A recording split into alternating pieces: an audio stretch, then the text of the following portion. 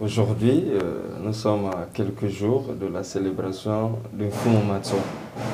Vous avez parlé de la célébration de Fumomatsua. Est-ce qu'on peut en savoir un peu plus? Qu'est-ce que vous voulez dire par la célébration de Fumomatsua?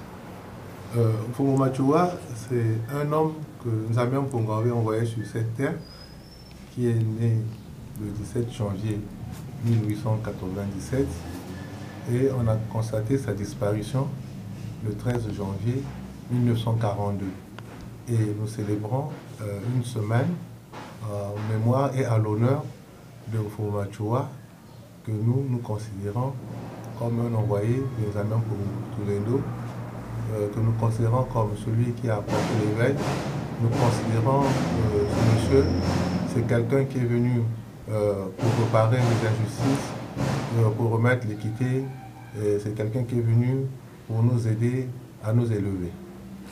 Aujourd'hui, le 13, qu'est-ce qui est prévu à Brazzaville? Puisque le 13, c'est à Brazzaville. Je sais que vous le savez, je n'ai pas envie de vous le rappeler, mais nous, on est une communauté spirituelle. Donc, notre première mission, c'est la prière. Donc, nous célébrons cette semaine dans la prière, en apportant des messages d'édification, en aidant les femmes et les hommes sur cette terre, parce que tout est permis, mais tout n'édifie pas.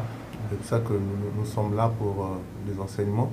Et pour cette semaine de Fumomatsua, nous avons choisi le thème qui nous dit ceci: ce n'est pas la plus forte des communautés qui va exister, mais celle qui est la plus apte au changement.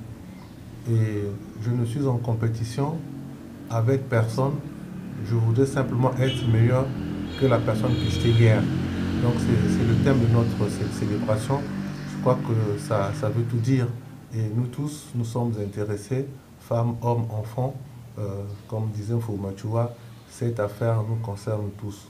Nous sommes tous impliqués, hommes, femmes, enfants. Les générations à venir sont concernées comme nous. Nous coulerons ensemble et nous serons sauvés ensemble. Et vous avez prévu une soirée culturelle le 16 janvier à Kinkala. Qu'est-ce qui se fera exactement?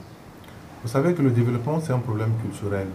Et nous, on a tendance à renier tout ce que nous avions, que ce soit sur le plan de l'art, il y a la musique unit les peuples.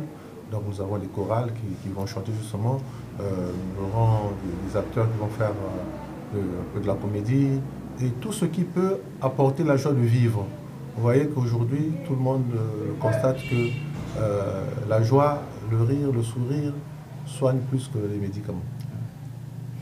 Et un message particulier à l'endroit de toute la communauté Ngunza, où qu'elle soit? Donc, la célébration le 13, nous serons à Brazzaville. Nous allons prier ensemble à Mpissa. Et le 17, sinon le 16, nous avons une journée culturelle à Kinkala. Et le 17, nous avons aussi la grande prière, la grande cérémonie à Kinkala. Donc, on a deux étapes. Donc, la première étape à Brazzaville le 13.